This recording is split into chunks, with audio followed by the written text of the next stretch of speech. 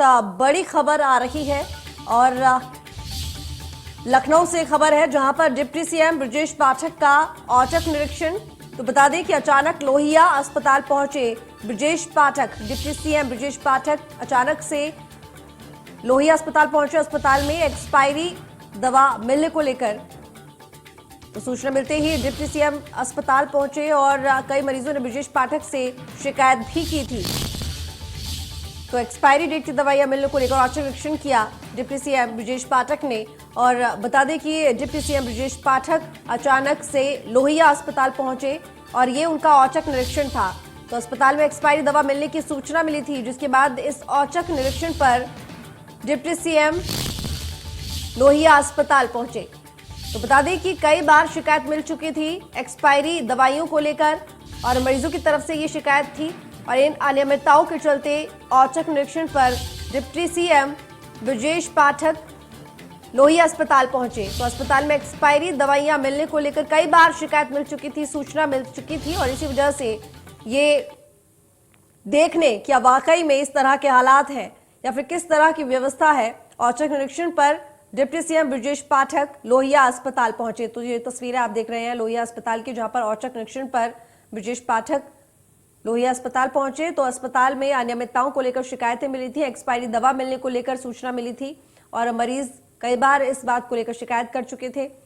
तो इन समस्याओं को देखने के लिए ही डिप्टी सीएम ब्रजेश पाठक, बता दें आपको कि औचक का निरीक्षण के लिए लोहिया अस्पताल पहुंचे। तो डिप्टी सीएम ब्रजेश पाठक औचक निरीक्षण पर अस्पताल पहुंचे तो वहां पर जाकर उन्होंने मरीजों से बातचीत भी की, इसके साथ ही व्यवस्थाएं भी देखी, वहां के हालात भी देखे और साथ ही एक्सपायरी डेट की दवाइयां मिलने को लेकर भी उन्होंने यहां पर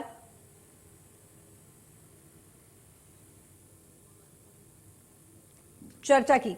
तो अभिषेक सिंह इस वक्त हमारे साथ जुड़े हुए हैं ज्यादा जानकारी के साथ। अभिषेक, डिप्टी सीएम ब्रजेश पाठक औचक निरीक्षण पर पहुंचे लोहिया अस्पताल के, क्या कुछ जानकारी उनके इस औचक निरीक्षण को लेकर? पाठक की वर्तमान में सक्रियता है, ये साफ दिखाती है कि उत्तर प्रदेश में जो स्वास्थ्य सेवाएं हैं उनको बेहतर किया जाए। लगातार प्रदेश के कई जनपदों का उन्होंने दौरा किया और आज राम मनोहर लोहिया को उन्होंने तत्काल दौरा किया।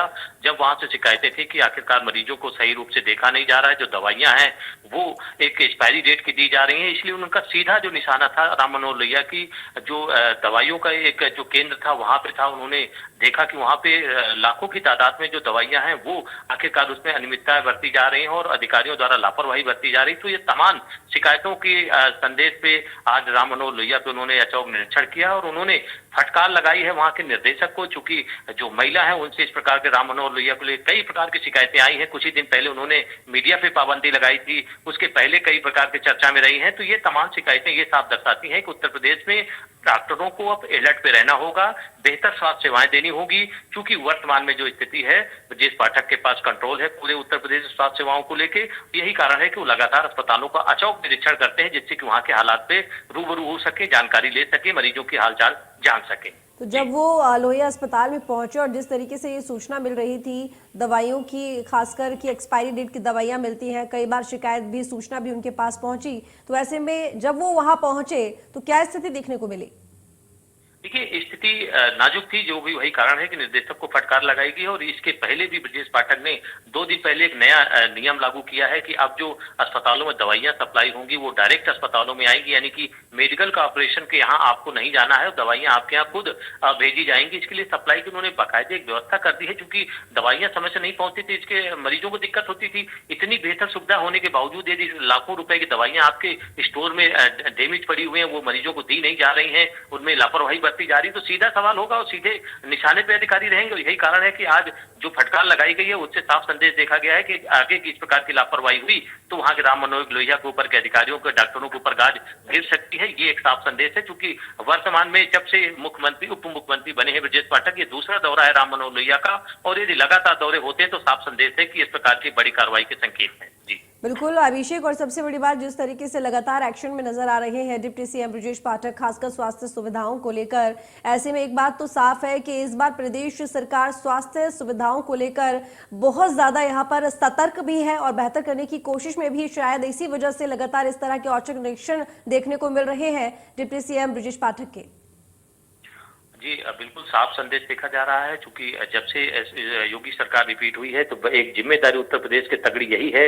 सबसे पहला चैलेंज यही था कि 100 दिन में किस प्रकार से स्वास्थ्य सेवाओं को बेहतर किया जाए। उसको लेके एम्बुलेंस की सेवाओं को लेके उन्होंने जो डॉक्टरों की एक मनमानी होती थी उसको लेके कई प्रकार की जो शिकायतें थी बाकायदे उन्होंने उसको एक आइडेंटिफाई कराया, डॉक्टरों के साथ मीटिंग की। अभी कुछ ही दिन पहले वो गुजरात गए थे, वहां चिंतन शिविर में भाग लिया, वहां की रणनीति समझी कि आखिरकार उत्तर प्रदेश एक बड़ा प्रदेश है, किस प्रकार से उसको संभाला जा सकता है। तो गुजरात से जब से ये आए हैं और सक्रियता देखी जा रही है, डीजी के साथ और डीजीएमई के साथ बैठक की जा रही है, सीएमओ के साथ वर्चुअल बात की जा रही है कि बेहतर सुविधाएं हो, इसके लिए लगातार निगरानी बनी हुई है। और यही कारण है कि ब्रजेश पाठक की सक्रियता साफ दिखाती है कि अब लापरवाही करने वाले डॉक्टरों पे गाज किसी भी समय गिर सकती है, लापरवाही बर्दाश्त नहीं की जाएगी। बिल्कुल अभिषेक, और क्योंकि तस्वीरों में ये भी दिखाई दे रहा है कि यहाँ पर डिप्टी सीएम वहाँ पर जो मरीज है, पेशेंट है, उनसे इंटरेक्शन करते हुए भी नजर आ रहे हैं, बातचीत करते हुए नजर आ रहे हैं, और अक्सर वो इस तरह के निरीक्षण में करते भी हैं। तो जब वो लोहिया अस्पताल पहुंचे, उन्होंने मरीजों से मुलाकात की, बातचीत की, किस तरह की वहाँ पर जो लोगों का रिस्पॉन्स था उनके बीच में जाने पर क्या था?